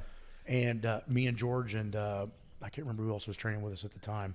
We go to just a local meet. It was over close to where Westside was. It was like at a Y, and I benched 600. And I sit down with George, and I'm like, I can take Kovacs's record for sure. So 2013, I do my first USPA walked out meet, no knee sleeves, belt only. Okay. I didn't want anybody to say fucking shit. Yeah. Because they're coming right at you. Well, the whole asterisk of that was, Conjugate only works for equipped lifters. Yeah. Oh, yeah? Okay. So the first time I go to a raw meet, I hit the third highest total of all time, my first raw meet. Fuck off, everybody. And I'm within 70 pounds of the world record. So I only need 70 more pounds in 3 lifts. So I squat like 788 because when I get there, I don't realize the USPA is a walkout meet. Yeah, that's So now I got to walk it different. out. But I came from the IPF, so it wasn't that bad. Okay. So I walk out like 788, dunk it. I just posted a picture on my Instagram. Yeah, I of saw it. that. Ass deep, shin straight as fuck. Yeah. Fucking raw, right? Oh, that technique doesn't work raw. Yeah, okay. of course. So I do that, but what I noticed was I got to the bench, right? And I felt my training, I had benched 565 for a triple in training. So I'm like, I got 611. Easy. Just thinking about it. Well, after the squat, my ass is fucking handed to me. I'm tired. So I go to the squat, I go to the bench press, I smack like 5 1/4 as a warm up, then go to like 572. And the 572's got like this little like hiccup. Like I get it, but it's heavy at the top. Yeah. Something's off. So I try like 606 instead of 611, and it fucking tanks me. And I'm thinking, what the fuck, right? So I pull like 750. I hit the 7th highest total or 3rd highest total of all time. And I'm driving home, and I'm like, the first initial thought process is you're not strong enough. You just need to get stronger. Yeah. But then I start thinking like, I'm not fucking, like that squat kicked my ass. Yeah. And We're now in my shape. deadlift's down 20, 30, and because it's raw. Yep. And then my bench is down 30, 40 pounds. So I'm thinking, well, fuck, if I can just figure out how to get those numbers to be not deficient after a heavy squat. Yeah. Because remember, the world record in the squat was only 822. Right. So I'm already at 788, meet 1. Yeah. And so I go back home with this idea. I had just gotten back home from speaking in Australia, and there was this PhD student talking about pre-fatigue and performance enhancement. And they were doing all of these exercises, strength exercises, before rugby practices, and they were noticing higher EMG results, i.e. the nervous system was becoming primed. We call it potentiation now. Yep. And so as I'm driving home, I'm like, man, what about that potentiation shit? So I call up my friend Flex Wheeler. And I'm like, hey, Flex, if you were going to try to do stuff to just put on a little bit more muscle mass and get a little bit more condition, what would your rep range be? And he goes, dude, I never got in better shape than doing 20s. Yeah. And I was thinking, okay, 20, 25 reps. There's the rep range. And now I'm starting to think GPP. Okay, how long should I need to train to get in better shape? I'm thinking, well, if I could do something that makes me a little tired but not too fucked up, very similar to squatting a monster weight, maybe I should do something like 4 sets of 25, because I'm guessing with no breaks, that'd be about 12 to 14 minutes, which if you look at GPP standards, that's pretty close. So I started digging into my Russian books and saw Alexiev would swing a kettlebell for 15 minutes before he Olympic lifted. There you go. And now I'm like, now I have the time range, the rep range, and I know how to fill that time parameter up with a certain amount of reps. So I just go after it, but I control the variables. I only do it on the bench press. So I'm using like 35-pound dumbbells. I'm a 600-pound bencher. 35-pound dumbbells for 4 sets of 25, lat pull downs and triceps. And I'm mixing and matching, but that's what I do. Sure. 8 months later, just experimenting with it on the bench, I go to Raw Unity in 14 when I was on the front cover of Mark Bell's magazine. Oh, yep. Power. And I break the all-time world record in the squat with 832, thinking, okay, do I have this fatigue shit figured out? 606 was like, bow! I should have done 633 that day. I killed Milanichev, all of them, in the bench. Fucking smoked them. And I'm just thinking, motherfucker, right? This whole time. A 3-piece work capacity thing. It was a conditioning factor. Yep. So now I have one of the highest subtotals in human history with 832 and 606. Raw. Like no wraps, nothing. Yeah. And that was the meet I pulled my groin. So I was just lined up to have the all-time world record. I had to pull 722. My best at that time was 822. I had to pull 722 on the deadlift. I go up to my third attempt to pull it. I lock in. I'm in Florida. I'm not really realizing I'm dehydrated. Yep. I go to yank on it and bang, felt it pull right off the side of my pelvis. And I can't sit down. I can't really move. And I'm like, motherfucker, right? And the next day I'm black to my ankle from it tearing up here. Yeah, it's crazy. And anyway, I rehab it, ended up breaking the world record, but the next year. But the point is that I had figured out that work capacity was the problem. Yeah. So I apply it with the squat. The next year, I squat 870 in a belt only. What was the if it was? First off, it's ridiculous. If it was, let me just say, if it was press, lat, tricep, what was the squat kind of? There's a squat. So I had just started to develop the first models of the belt squat. Oh, okay. So now I'm doing 4 sets of 25 on belt squat because my theory is I don't need the back mileage. Yeah. I need the leg mass and I need the leg drive. Yep. But I don't want the spinal compression. Like that. So the belt squat becomes the primary factor. Then leg curls, hamstrings at different ranges. So I would do bands from the top, bands from the side, and then machines of any type I could find. And then it was usually a bracing movement, a plank, a winning plank, a band crunch, a leg raise, something that was going to force my midsection to really brace it. Because the first thing I noticed when I went from equipped to raw was the fact that my bracing capacity was less because I didn't have that suit around me. Yeah, no, I noticed that. And at that same time, as you noticed, I was getting leaner. Yep. So I was starting to go talk to Serrano, and Serrano's like, look, the waist's getting smaller. I know you want to get stronger, and I know that's your goal, but we got to keep balancing this blood work. And by that time, my triglycerides genetically were starting to get a little out of control, and my blood sugar was creeping up just a tick. I was like 101. It wasn't insanely high, but it was going the wrong direction. He's like, you fix it now, we'll never be on meds. Yeah. And I'm like, well, I just got to do what I got to do. So started eating cleaner. He started replacing a lot of my carbs with rice instead of gluten. We found out I had a dairy allergy. What was I doing to gain weight? I was drinking a gallon of chocolate milk a day. Yeah, of course. I think everyone has a dairy allergy, to be honest, right? Matt. Oh, yeah. But my point is like what it was doing to me was it's causing so much inflammation. Oh, yeah. But I think, well, I just got to do this. I'm gaining weight. Yeah. I'm gaining fucking puffiness. Yeah. I'm not getting any bigger. Yeah. Right. And so I'm not getting any stronger. Well, when you're that inflamed, it all obviously hinders your lifting too. Because the whole fucking joints are on. Well, then you can't fucking recover. Yes. Because your body's just a fucking hot water balloon. Yeah. And so that's a great way to explain So I it. start leaning out, and by 2016, now I got decent abs, and like I got veins, and I'm 280. So I was used to weighing like 310. Now I'm 280. Maybe 16%, 17%.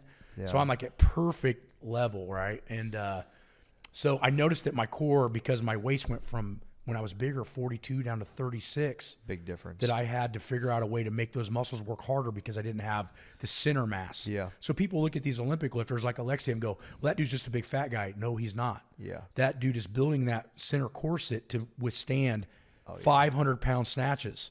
And you have to be big in the midsection to be able to do that. Yeah, that's why, it's amazing, like, when I teach, like, a brand new lifter just how to force into their belt, just to create the load. Like, they go up 30 pounds, just like, wait a second, that felt way different. Once people there was a pro baseball guy that got onto some of my program stuff, and he had never even braced into a belt, like, on a front squat properly. And then he was like, what happens if I brace off the mound like that? It upped him like a few mile an hour just because he learned how to brace his core pushing off the fucking mound. It's all about proprioception. Your body learns how to press against something. Yeah. And then I personally believe you take the belt off and now you know how to do it. Yeah. The belt kind of is that external factor that teaches you what to do. True. So I believe that training beltless is amazing. Yep. But if you learn to train with the belt sporadically, it helps your beltless training. Yeah, for sure. By far because of your proprioception of those muscles. Well, and I just came off doing the powerlifting meet and equipment, and then I was like, I want to get back raw again, and everything's starting to feel better. And so, yeah, it's funny. Like, we just took that squat on Wednesday against 460 pounds in bands. So we had the bow bar, right, and I take a plate, and I put a belt on for that set. I come out of the hole, and it looks like the thing fucking stops, right? It stops. And then I just keep grinding because I'm used to being in, and I get through it. So I don't even take a quarter. I just jump a plate because I'm going to knee wrap on the next set. Yeah. So I know as soon as my body feels that little bit of tension, it's like I got a suit on again. My 1 against 2 plates is way fucking faster than that. But it's like once I add that brace, once I add a little bit, it's amazing how the body will like almost let off the governor or whatever you were talking before. Yep. And I'm noticing though, but the biggest key was I had to train my lower abs heavy again because I couldn't feel, it just didn't feel near the same. And that's the biggest thing is, again, Conjugate, if you're doing the right exercises for you at the right time, it's teaching that, let's just say like it's teaching the belt. Yeah. You do a good morning, it's teaching you how to lock in your lower back with your glutes and your hamstrings. Yeah. If you're using a belt, it's teaching you how to fire the TVA and create that stabilization and stiffness. If you're using wrist wraps, it's telling you to keep your forearm tight. Yeah. So there are some advantages to putting that stuff on. I mean, when I squatted the 870 world record, I put my knee sleeves on myself, but just that little bit taught me to sit back a little farther and push out because I had this like awareness right here. But that shit was probably helping 20 pounds if you're lucky. Yeah. You get my point? But it's almost like the kinetic tape thing. It's like once the body just feels that little bit, it'll fucking, or at least that's what they say. I don't know I don't know if that works or not. I don't ever use it. Most people I see with kinetic tape on, I'm like, yeah, I don't think you need But that. I think that's kind of the whole thought process around it, right? Once you feel like a little bit, because Bayless, I talked to him about it. He had some briefs that fucking looks like he had him since 1980. I'm like, dude, those things look like biker shorts. Like, I don't think they're. He's like, just that little bit of tension though, it makes everything just feel like a little bit. So it's like, I think that's part of it. I want to talk about. I know that you and Louis hadn't had like a lot of interaction maybe the last few years before he passes away, but just talk about like as he passes away, not only is it the body of work unbelievable, right? And you learn so much and then have taken it further with what you understand from the books and the knowledge that you put in the gym. But it's like, what's it kind of overall mean for the sport, kind of you personally? Like, I don't know, just get kind of some feedback. I talked about this on Bell's podcast a couple weeks ago, and he asked me and was confused at first and then understood. And I think that with not only the passing of Louis, but the passing of Verkhoshansky, the passing of Mevdiev, the guys we talked about that were the creators not only of Conjugate, but really understanding training in general. For sure. The passing of Dr. Fred Hatfield. Yep. I truly feel that 20 years ago, we were in a smarter place to work out. I heard this clip. Yeah. And the reason is because the guys that really understood, I mean, think about it. Verkhoshansky had multiple PhDs. Zatsiorsky, which is semi-retired right now, he's got to be close to 100 years old. He was the head of the Central Institute of Physical Culture in Moscow. He saw everything. Went to Bulgaria, studied those guys, helped the East Germans when they won all their records. Jeez. My point is that there's no money and there's no prize in anaerobic sports right now. Yep. Where they're getting rid of Olympic lifting in Olympics. Yeah, I hope that doesn't stick. Yeah. My guesstimate is it will, because the only countries that are good at it are the ones that have long-term preparation coaches, China and Iran. Yeah. You have to almost be in a conjugate system, or not a conjugate system, a communist system, in order for long-term preparation to actually happen. For some reason, we've adapted that with gymnastics and hockey. Yep. But we've never adapted it with anything else. It's if you're good, you're good. And if you're not, well, get the fuck out of here. Yeah. Louis took dudes that were shitbags that were going to jail and made them world record holders. That's the one thing that always drew me is like, we can build our lifters. I can take a guy out of the bar and I can make him elite. And that because I knew I wasn't elite walking around. Well, and that's what's amazing about powerlifting is that you may not be the most genetically gifted out of the gate, but if you train smart and you know what you're doing, and you're focused and you have a long-term mentality, you can be very, very good. Yeah. You may not be the best ever, but you're going to be good. The guys that are best ever are going to be guys built like Hack and Eddie Cohen. Yep. You know, it's just only every once in a while. But the point is, what I love about powerlifting is if somebody really wants to put the drive, energy, work, and education in, they can be really good. Facts. And that's enticing. That always was to me, because I'm like, just like anything else in my life, I just stay at it long enough. I'm going to figure things out. I learned things today. I'm going to learn things. That's why, like, I never was thought any close that I thought I knew everything. I'm like, all these old guys, I would bring in, like, if we couldn't figure out something in our group, like, Tony, come in and watch these guys.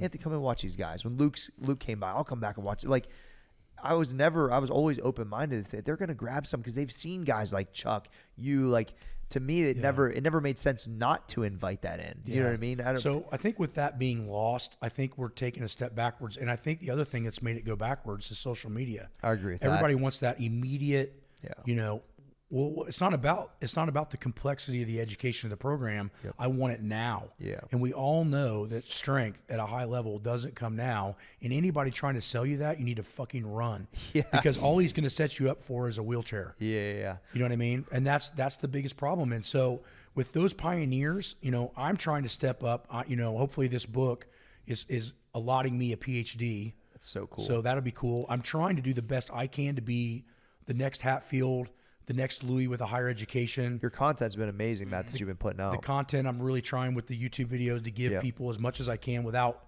throwing my business under the radar. Sure, of course. But the point is like, I don't see a lot of guys really doing that. They're either in fitness because they want to be famous or make money, which I understand. Yeah. But you still have to have a core value that makes you underneath that shell very, very non-expendable. And the problem is, if you really dig deep on, I'd say 80% of the fitness guys that are famous right now, they have nothing to offer you.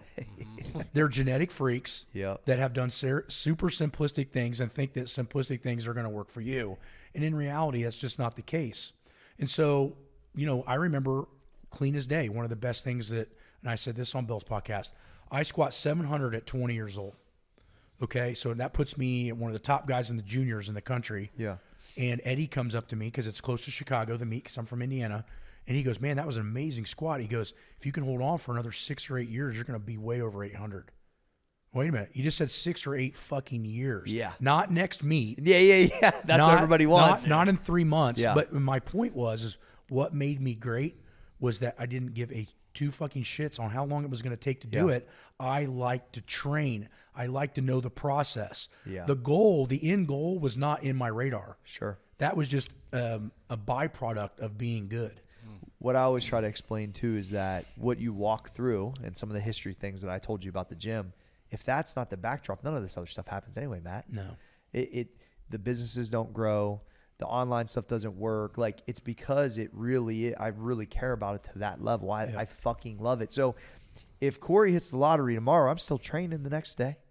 I'm still like, and when guys come in and out of the crew, oh, I can't make it on this day or that, I'm going to be here tomorrow. Like, it's just what I do. And I do want to get better and I want to get stronger. And I still think I'm on the front side of things I can accomplish later in my career. And it's like, when people start to realize, and I'm not selling them some fast shit. That's the thing, is somebody comes into my program, they're like, you want me to lunge? What? Yeah. Like, you know what I mean? So it's like the things that, when people really dive in though, they're getting really quality results though, and there's long term.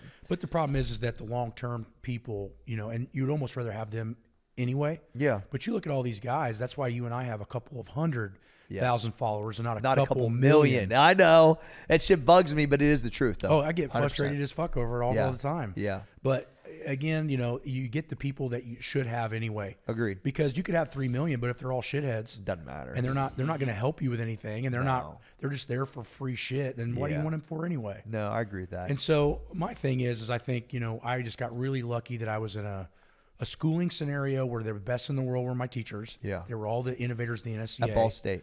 Yeah. So Dr. Kramer, Yeah. he was the founder of the NSCA. Yep. Dr. Pearson was the founder of the NSCA. I forgot Kramer was there when you were there. Yeah. Jeez. Dr. Volek, big nutrition guy, was there at the time, probably the top nutritionist in the country. My point is that I just got really lucky. Now, a lot of people don't know this background, but the reason that all those guys were at my home school was because we had contracts with NASA. Oh, So shit. NASA astronauts, whether you know it or not, after about 10 to 12 days in space, lose 50% of their strength because they're not in a gravitational field. Yeah, they atrophy real fast. They atrophy right? like that because this much and that much is the same amount of power in space. It doesn't matter. Yep. There is no gravity. So the muscles it's like being bedridden and not being able to move for 2 weeks. Wow. So we're trying to study how do we get them to exercise in small compartments. So Dr. Newton, Dr. Kramer, and all them were tasked with that with unlimited budget. Wow. So I like that answer. Unlimited budget. well, yeah, I mean, you're dealing with NASA and astronauts. I Yeah. mean, it's not going to be like Yeah. you're getting a budget from the high school. Yeah. You know what I mean? So High school boosters. But as you know, around that time, they stopped flying a lot of astronauts, and then the funding dissipated, and then Kramer left and went to UConn. Yep. And they all dissipated. But at that time, I got really lucky, and that's why if you go on YouTube and type in Matt Wenning NSCA, I've spoke there 6 or 8 times. Why? Because all of my professors started that fucking shit. So it was an automatic shoe-in for that. But again, being at Ball State at the time I was at, being at Westside at the time I was at, and then being smart enough to really pick up what to use and what to throw away, Yeah. you have this perfect storm that probably nobody's going to be able to ever see again. I mean, in my opinion, because most people that are going to school right now for kinesiology or exercise science, what did their professors ever do? Yeah, no, it's Jack true. shit. Yeah. I mean, Kramer I remember searching out Kramer when I was an MP for studies. I know he's well, a and fucking boss. Kramer's the most Did he come public. to Ohio State? Yeah. He's there now, yeah. Well, he just Or- retired. Yeah. He retired, I think, last year. But the point is that he's been the most publicated, No question, researcher in the fucking ever. He's in. I don't even want to know the number, but it's like 600 fucking papers. Yeah. It's something it's insane. unbelievable. You look up strength training. He's like the MJ of that shit, bro. Yeah. 100%. So, long story short, is being with those particular people at that particular time gave me a very good base to grow from if I was willing to learn. Yeah, you know. And I always kind of think about my opportunities the same way, is that when I was able to hang around Westside enough to get a clue, because it made me a way different trainer, obviously, and understand, and then being able to specifically ask Arnold about a bunch of the shit they did. And that's why my kind of claim is I'm the only guy that really has got to learn from them each individually, personally.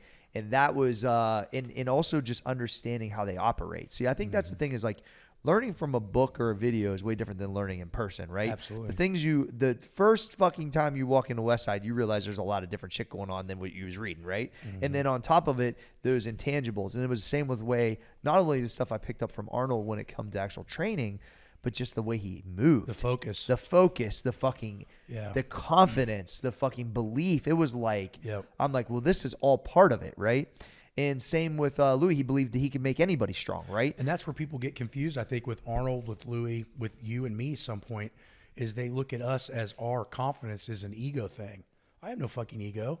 No. But I'm confident enough to know that I can do whatever the fuck I want to do. Facts. And you don't. And that's why you are threatened by... It's earned, bro. Exactly. And I've told that people It's all the funny time. because I actually got to train with Arnold probably 4 or 5 years. I didn't get to have him the same conversations as you, but O'Hearn introduced me to Arnold. Awesome. And then Arnold's Who's another fucking OG. He's like, I'm training some arms today. And I was like, can I come with you, man? And this is the funny story. Yeah. And it's quick. So he's standing around these fucking 5 jackasses. I have no idea who they are. Yep. They just look like they don't even work out. They're just hanging out with Arnold. And I'm thinking, what the fuck is this, right?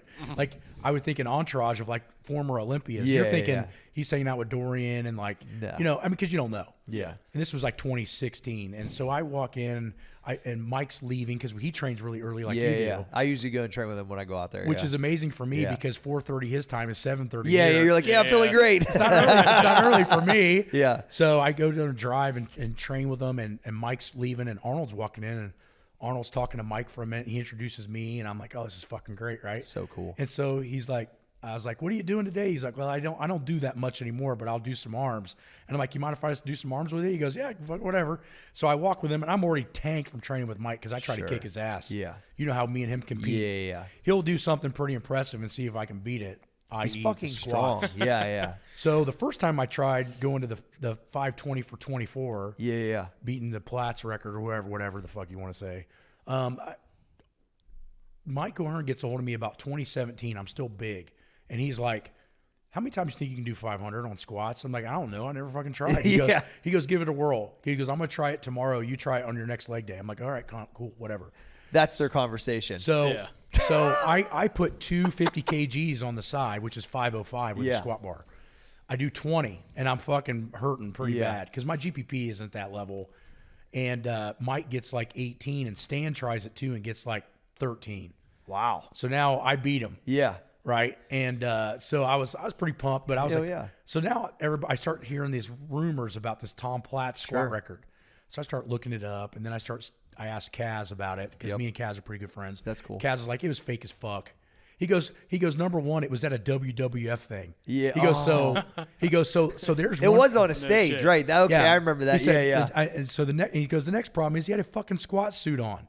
Oh, does he wear like a single ply or something? He was wearing a Z suit. Okay. Yep. And so I didn't care. Yeah. And I know his squat form's a lot different than mine. He does a very neat, super deep. Yeah. but he's short and he's little and he's built like an Olympic lifter, really. For sure. And so I don't squat that way, and I know that if I did that way, there's no way I would have a chance. So I kept putting it off a year here, a year there, and I was like, I feel pretty good. I want to try it. And then something would come up, like I'd have to talk somewhere. Yeah.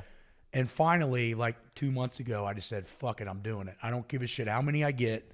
Yeah. So I put a singlet on, I do my knee sleeves and pick it up, and ended up getting 520 for 24. It's so good. At 42 years old, you know, and I sent it to Kaz, and Kaz was like, I'm fine. I'm glad you beat that motherfucker. Because he doesn't like Platts at all. Got it. I guess Platts has a pretty bad attitude about a lot of shit. I don't know. Yeah. But so then the next call I get's from Serrano. Yeah. And Serrano was like, glad you beat him too. Because I guess Meadows had bad conflicts with Platts. He wanted to always train with Platts. Meadows did, and he finally did. This is just rumor. I don't know if it's true. Sure. But I guess so. Meadows met up with Platts and trained with him for like a week. And they were hitting it off, doing really well. And he said Platts was everything I thought he was, you know, high intensity, real cool guy. Yeah. He said, I get home and a week later, I get a bill for $10,000 in the mail. For training with him. Mm-hmm. What? And then he calls him. He's like, what's this all about? He goes, well, I taught you, you know, blah, blah, blah, and whatever.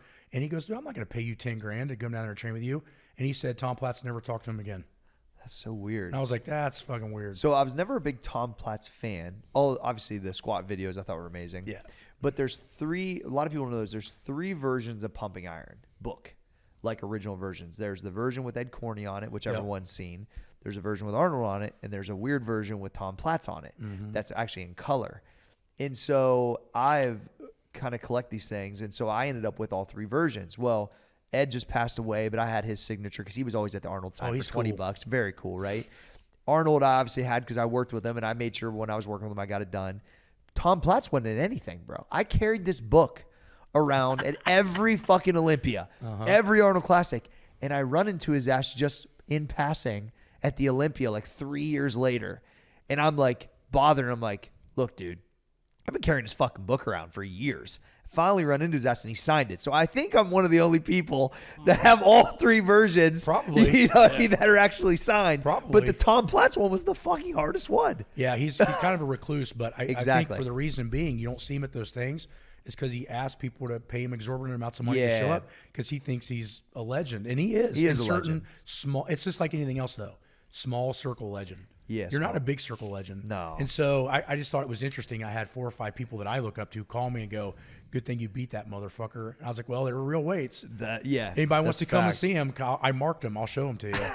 I weighed them all in, you know. So the point is like I was glad because it was another goal that I had to break, and I felt that I did a really good job at doing it. It was weird though. My conditioning was so good. What really gave out was every muscle in my body.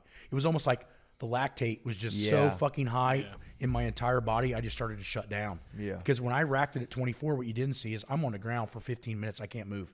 Like I literally cannot fucking move. My body's in like full, like just almost like death mode. You know what I mean? Yeah. And I was like, man, I haven't felt that since that 1200 squat. That's fucking amazing. So I was impressed to do that, but it was kind of one of those things where I was kind of like, all right, what's the, maybe not the last hoorah, but what's the one thing I can take to the fucking moon that I think, you know, because what's his name? A couple guys just tried it and they couldn't even touch it. You know, Joe Sullivan tried it, got 20 and got hammered. A couple other guys have tried it. So to hit 24 at 42 years old, bro, at 6'1", it's 500 pounds, bro. Yeah, 520. You know, that's the other thing is like, well, Tom Platz had 525, and I was like, who gives a fuck? Yeah. Like it's anything over 500 for that many reps is insane. Insane. You know what I mean? So whatever. Well, Matt, first off, this was fucking amazing. This is awesome. It was. I learned a ton. I appreciate you spending the time. Where can everybody find you at, bud? Well, you know, my website's winningstrength.com. We have online coaching where we customize everything. Oh yeah. All the online coaches I have all have master's degrees or NFL experience. Oh wow. That's sick. Or they've worked with humongous people. I'll give you an example. My other guy, Colton, that does online coaching, he is the assistant track coach right now down south with the guy that they gave the medal for that beat Ben Johnson, Carl Lewis. Okay. He's working with Carl Lewis. The other guy's one of the head strength coaches at Kansas. The other guy played for the Dolphins and the Bengals, and me. Fuck yeah. That's pretty strong. That's the online coaching. Solid resume. And you're really doing well with the equipment right now, Equipment's too. doing really well. The manuals are doing amazing. Yeah. And the manuals are everything that I have personally done with myself and at least 100 people, and all got positive results. It's not like some theory. Yeah. So we have a hypertrophy, power building, which is like a mixture, kind of like how we train. Pure powerlifting. We have cutting manuals that got me down from 308 to 259 at like 11% body fat a couple of years ago. So basically what I do is I'm like, I'm doing this anyway. Why not write it the fuck down? Yeah, I believe in that. And then I just basically go find my references and show people, hey, look, this is the smartest way that I know how to train. Then the equipment, you know, we build the best belt squat. They're in a bunch of pro teams now. That's cool. We're at the Lakers, the Eagles, the Panthers, the Jaguars, the Bengals, just to name a few. Princeton has them. Kansas has them. It's just to name a 10. Yeah. I fucking love it. Yeah. That's sick, bro. So with that, and then, you know, obviously we have some merchandise stuff, but we don't do long, big lines of it. So I'll run a thing of shirts, and when they're sold out, they're sold out. But then we have the gym down in, so Real Matt Wenning at Instagram. Ludus Magnus Gym also has a page, and then you know, the website winningstrength.com. What's your YouTube? Just Matt Wenning. Winning Strength. Okay. And that has 300. That's where I think there's a ton of value too. For 50 the videos. listeners. Yeah. So anybody gets on there and watch, just leave some comments and subscribe, because we're really trying to help. And I truly believe by watching, and obviously it's mine, so I'm biased, but the YouTube videos we have on there are fucking blowing everybody away. It's just a matter of time before people find the library. Yeah. Because every time a new guy gets on there, like, holy shit.